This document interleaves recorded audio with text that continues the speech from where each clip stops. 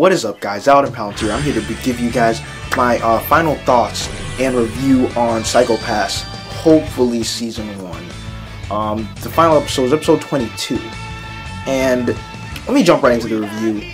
Actually, I'm going to start by saying that I wasn't too pleased with the final episode. I have to say that this anime is probably one of, it would probably make my top 10 in terms of anime, because it just makes you think so much.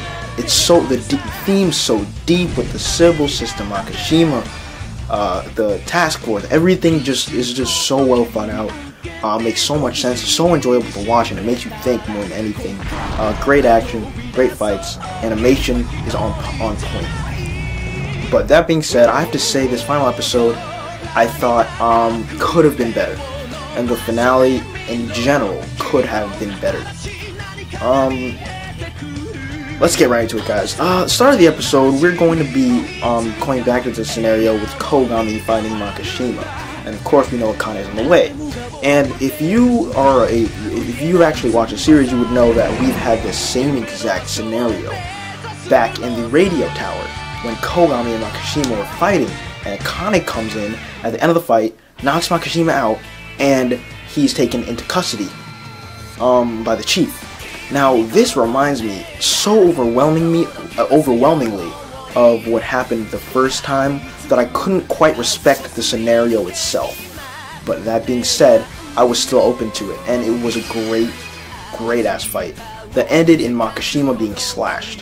He was slashed, that's when Akane comes, and Makishima runs away. And now this is the point where it starts to deviate, and things start to get really different when Makishima runs away. And after he runs away, Akane has the Dominator pointed at Kogami, and she can knock him out when she has at her own will. She can do whatever she wants at this moment. She has the Dominator locked in Paralyzer mode, and it can't change, and that's just it. So that's what she has at her disposal. She's actually pointing the gun at Kogami, confirmed she could have shot him if she wanted to. I find this interesting. Instead of shooting him, we know Akane has a soft spot for Kogami. So instead of shooting him, and she said it's because she's not foolish, which I think is a big part of it, because that means that she understands that she needs Kogami in order to capture and kill Makishima. Because now Akane has changed her mindset. Now she as well wants to kill Makishima, but she's not letting Kogami do the killing. What she does, she switches around. She takes the real gun, and she gives Kogami the Paralyzer. So she does think that Makishima deserves death, and she mainly does not want Kogami to kill Makishima. Why? Well, she doesn't want Kogami to kill Makishima, because if Kogami kills Makishima, he's pretty much sentenced to death by the Sibyl system. But that being said, they go on their way. Kogami does not have any problem with Akane. Akane doesn't have any problem with Kogami. So we're not going to get this little showdown that was kind of anticipated, but it didn't really matter. Some people were kind of speculating that Akane would fight Kogami, but honestly, let's be real, it wasn't really that probable because of their past relations, etc. So after this, Makishima goes outside, and we know he's outside because Akane and Kogami are looking from outside, and he drives off. He finds a truck, and he drives off in the truck. And it turns out that Akane actually finds a way to hold on to the back of the truck, and they start to drive away. Now, Kogami obviously chases after them as fast as he can, but he can't catch up with a fucking truck. But something weird happens at this moment. Something really weird happens that I personally thought was weird. Akane was holding onto the back of the truck. Makishima looks at Akane in the rearview mirror and smiles. Why would he smile? Now, there are a couple things he could have been smiling at. He could have been smiling at the fact that she had a gun. And he should have known that her motive was to stop the vehicle and shoot the wheel, which is what she ended up doing.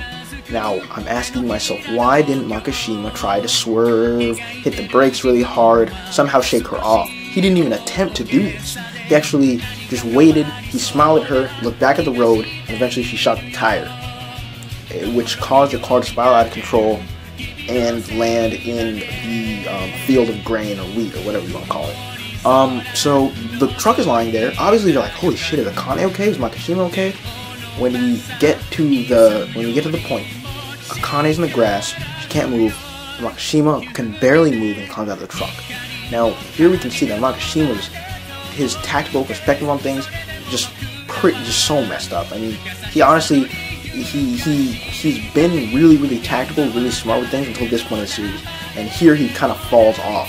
I think it might have to do with the fact he got slashed. I mean, heat of the moment, who knows? But Makishima's abilities in general fell hard this episode.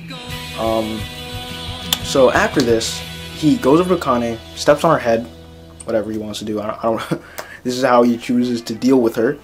And what he ends up doing is taking the gun and pretty much trying to escape. And oh no, sorry, Makishima. I don't think he takes the gun. No. But he escapes. Point is, he escapes, and Kogami arrives, and Kogami takes Akane to safety, takes the gun, and then goes after Makishima. So now Kogami's with the gun, running after Makishima, and Makishima has this whole scene where he sort of just has this revelation of his life. He sees everything flash before his eyes.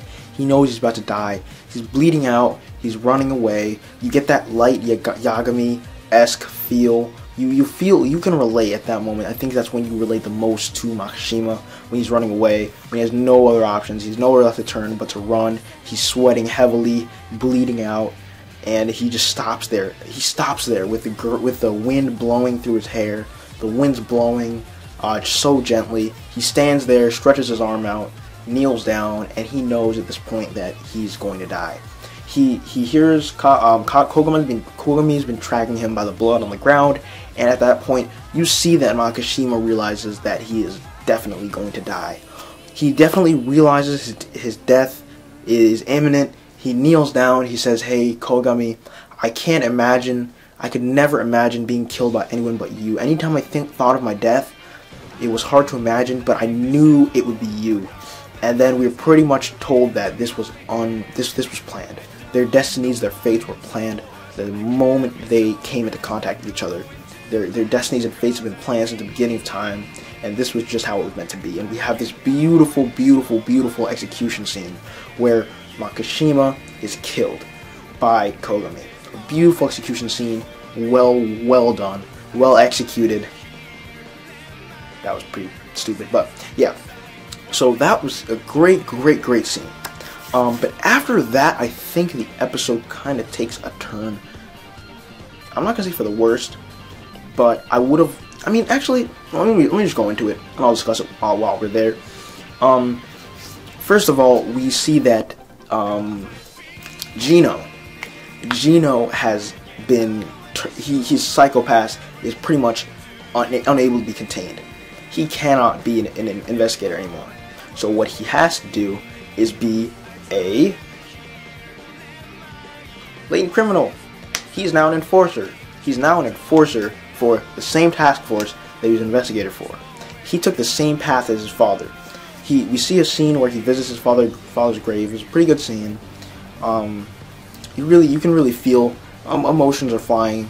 It's very emotional scene. Those are very emotional scenes. We saw another scene with the two female enforcers sleeping with each other.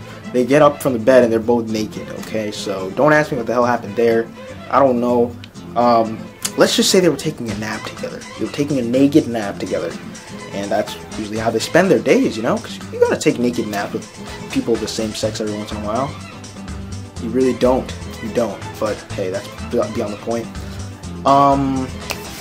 Akane is pretty much now the head honcho around since Gino's no longer there, and we know that, hey, what do we need now that Gino's gone? We need a new investigator. A new investigator. Yay!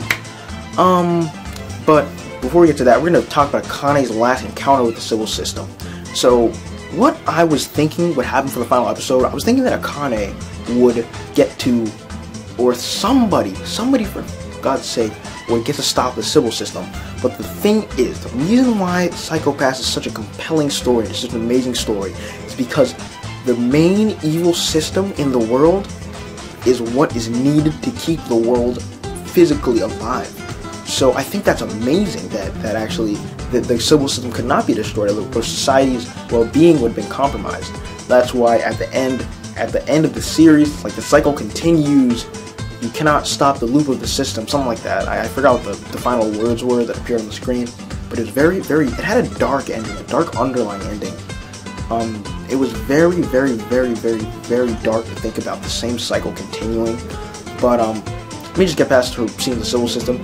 Basically, this scene was telling Akane that, hey, Akane, the civil system told her, you failed us in the last mission, but you were still necessary, and you were still a very, very important asset, and we could not function without you. So we'll keep you alive. And then Akane has the balls. I like Akane. She has balls.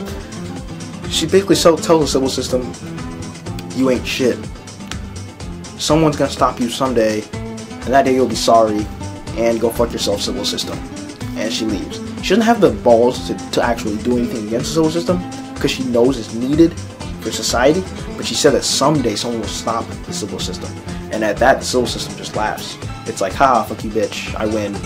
And in a way, the civil system does win, and Akane does lose. But that's why I'm hoping for season 2. Let me just go over the very, very ending. I thought it was kind of cliche, actually, how it was ended. It was ended with literally the same exact scene that we saw at the start, with Akane being the new investigator. Like, oh, here are the enforcers, here are the dominators, this is what you have to do, this is your job description. It was like that, except it was with a new enforcer, a new investigator, which I forgot her name, but it's pretty much the same loop continuing again, with Gino as a new enforcer, Akane as the head investigator, and the cycle continues. The cycle continues. The fact I don't like that, I think it's personal preference, because some thought that was like brilliant stuff to put that the same ending, the same scene at the end as it was at the beginning. Some people thought it wrapped it up really nicely, but honestly, with the new investigator and all that being said, I am hoping for season 2. It's open for season 2, and I will be pissed. I'm saying it right now. I'll be pissed if Psycho Pass does not have another season at some point, because this was a really, really, really great anime at its best. I'm not gonna try to overhype it. I'm just telling you my honest opinion. At Psycho Pass best moments, it is 9.5 out of 10 material. 9.5 out of 10 material at its best. At its worst, probably a 7.5. Like 7.5 at its worst. At its best, 9.5. So overall, I'll give the series about 8.5 out of 10. Seems like a fair enough way to rate the series, because it did have a little bit of downtime and a little 1 episode or 2 episodes that were kind of irrelevant and I could have gone without seeing, and it kind of pissed me off when I saw them. But in the end, it was a great series. Great series. Personally, did not love the ending, but it was okay. The way that they ended it, just like it started. I personally think that's a little bit of cliche, and I don't like that when that usually happens. But hey, it was a great, it was a good ending. It wasn't a bad ending, by any means. It was a great ending, and I loved the overall episode. How Makishima had the execution scene.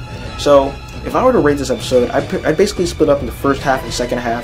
The first half would get probably 9 out of 10. Second half would probably get 7 out of 10, something like that. So anyways, guys, hope you liked the review. Zalon here. This is Psycho Pass season finale. It's over. Hopefully there's season 2 again. I love Psycho Pass. Go ahead and like, comment, subscribe if you enjoyed the video. Tell me if you guys want a second season of Psycho Pass. I really want to know if you guys think it's open, because we can still do a lot of the civil system. The civil system needs to go down. I just want to see the civil system go down. It's so cocky. I just hate cocky ass. And these are like a group of brains. They're so cocky. You just listen to them talk. Oh my god. Anyways, guys. Peace.